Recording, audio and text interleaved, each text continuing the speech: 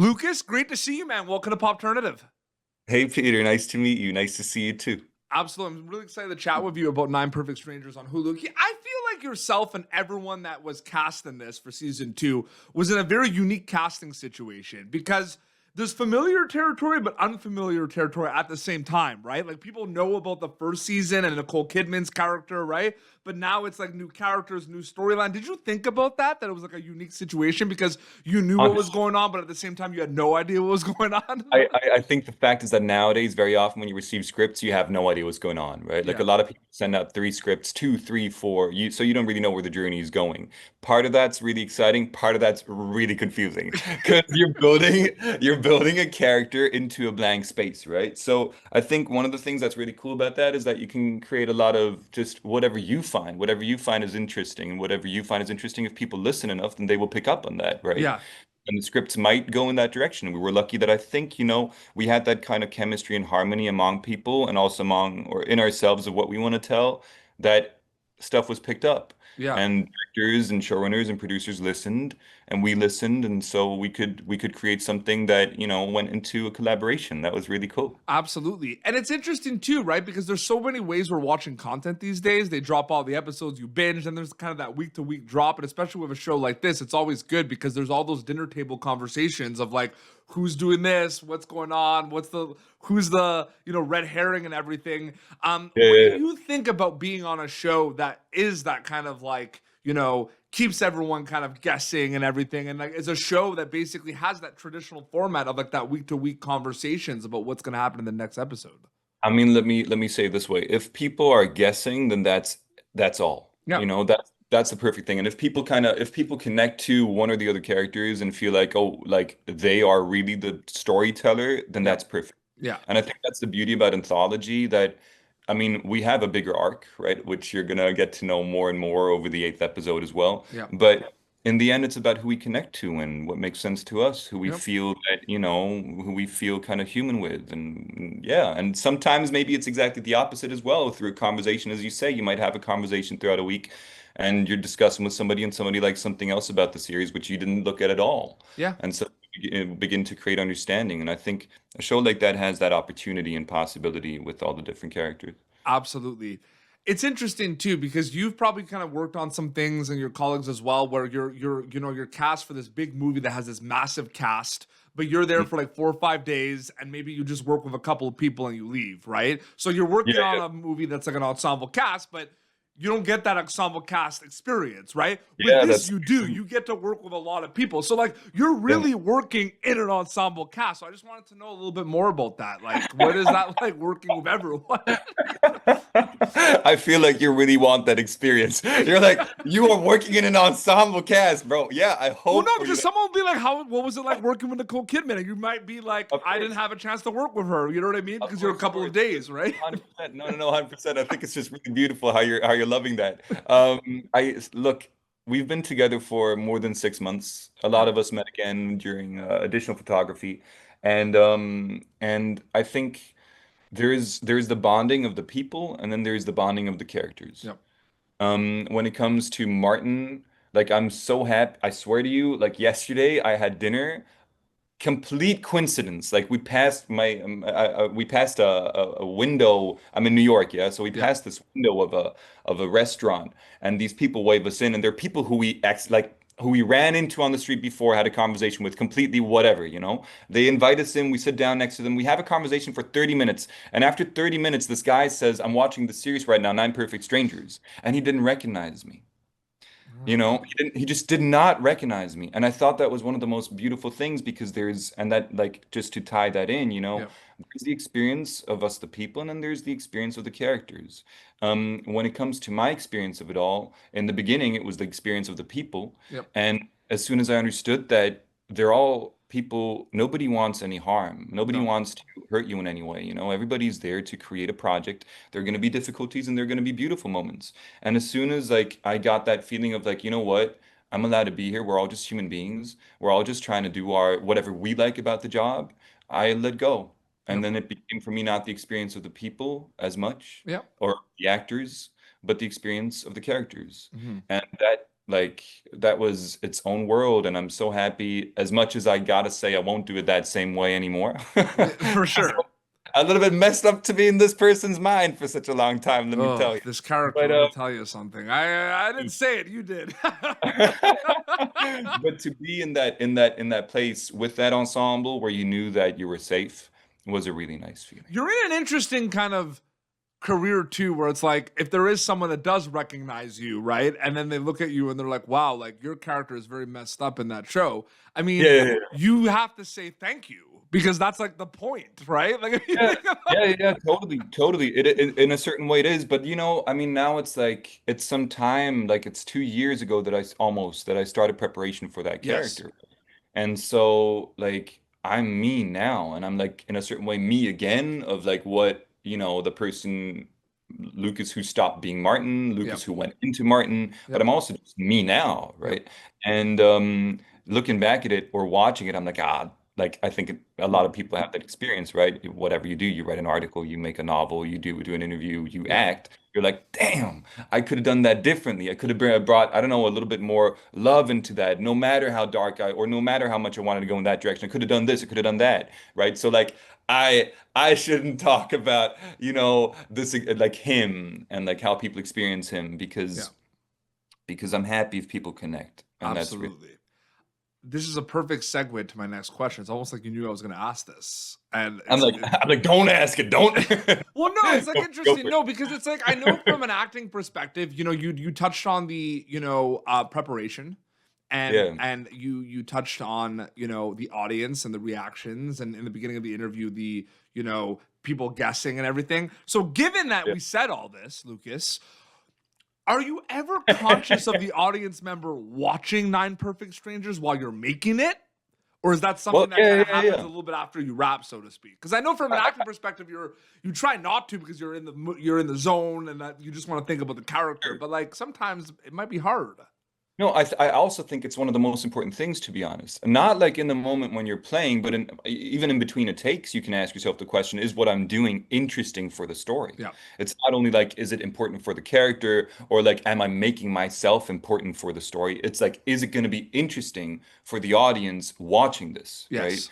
I think I start out with that question, and like, especially when you don't have all the scripts, like for me, one of the first things was like, how can I make him interesting Yeah. for the audience to watch? Yeah.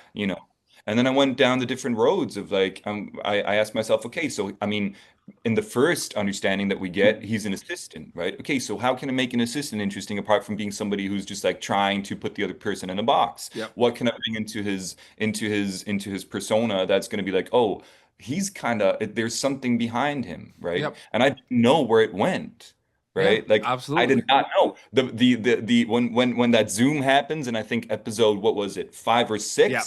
go on to that frame in the hallway. I did not know that. You Yep. know what I mean? So there, like, I didn't know the backstory and all these things when I Yep. started creating. And I think we shouldn't forget that question, because Yep. nowadays, especially, like, where sometimes, myself included, a little self-involved, Yeah.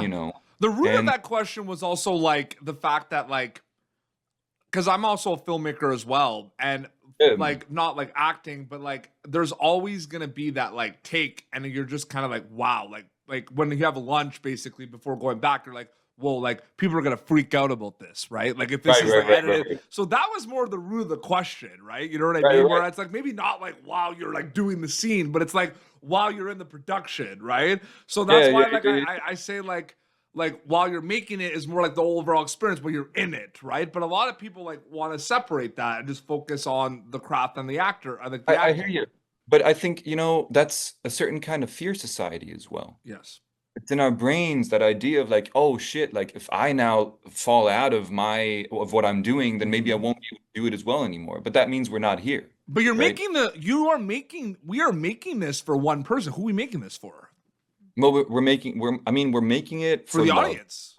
Well, we're making it for love in the first We're place, making it right? for love. No, no, no. But I'm saying the people that see And it, like we're making it for an audience, right? Yeah, absolutely, yeah, yeah. absolutely, absolutely. But we can make it for the hate in an audience, and we can make it for the love in an audience. And Yeah, I think, and especially in our times, it would be good to focus on love. And absolutely. so just so, because before, I was twirling around that thing of like, one thing that I wish that people get from Martin, but that's up to them, so I won't say. But one thing that I wish I could have seen more in him is love, Yes. you Yeah. know. Oh yeah. And Yeah. and a part of me is like, oh man, if only I would have given him a little more love. But maybe that's the experience, you know. But Yep. and so that's for the audience. But it's all for the audience. It's Everything. yeah, absolutely. And then last question, I had my filmmaker hat on when I asked this. It's interesting, right? Because you mentioned the zoom and stuff. We might see like a scene in the show, and it's like 2-3 minutes runtime with your character, right, or someone else, and then it goes to the next scene, right? But Yeah. I know that there's a chance that that scene might have taken like the whole day or a couple of days to film. Sure. Even though we're Yeah. seeing so I'm just curious from your perspective, Lucas, like when that happens, like those big scenes, do they feel like their own mini movie or mini project, or do they overall feel like part of Nine Perfect Strangers? That's a really good question. They feel like both. Yeah. I think like you gotta keep again like what you said before, like we're doing this for somebody, Yes. right? So let's keep it in that direction. Yeah. And I think one of the beautiful things of our craft, which brings us all together, is dramaturgy, Yeah. right?